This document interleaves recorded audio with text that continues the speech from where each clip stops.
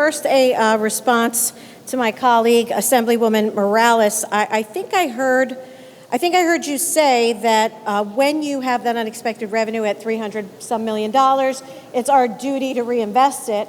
I agree in the concept.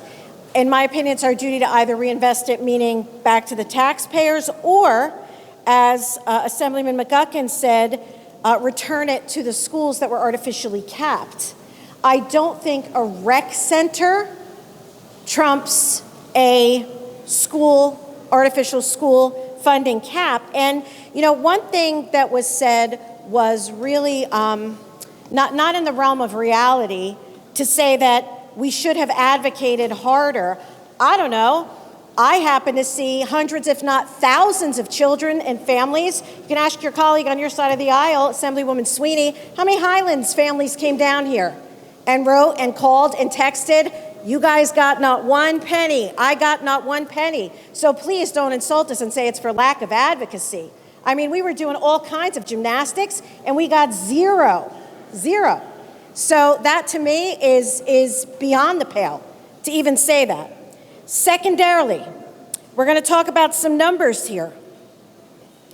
We heard Assemblywoman Brennan say 31%. That's a big number.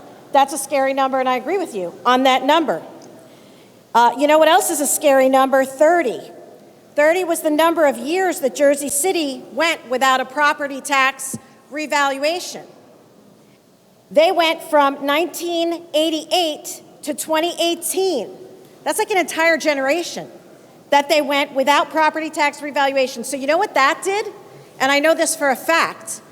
What that did was that artificially inflated the amount we all paid for 30 years when Jersey City was frozen in time. I bought my house in 2011 in Sussex County, 1,250 square feet, 2-bedroom, 1.5-bath Cape on a 1/4 acre, $195,000. My taxes were $6,500 at that time. I am not doxing Steve Fulop, by the way. He spoke to a magazine and talked about a house that he purchased. It was one of his first houses on Ogden something, and he paid $840-some thousand for that house. You know how much taxes he paid for that house that was 1,250 square feet? $7,700. That was his tax burden. He had 3 decks on the property, as told to the magazine, 3 decks that overlooked the Manhattan skyline.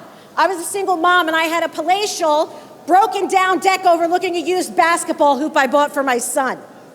And that's how much I paid compared to what Steve Fulop paid. So please excuse me if my heart is not breaking for the contributions we made versus the contributions for 30 years while Jersey City gentrified, and it was not reflected in any kind of school funding. I'm sorry, you come at us with that when we lived it, patience level 0.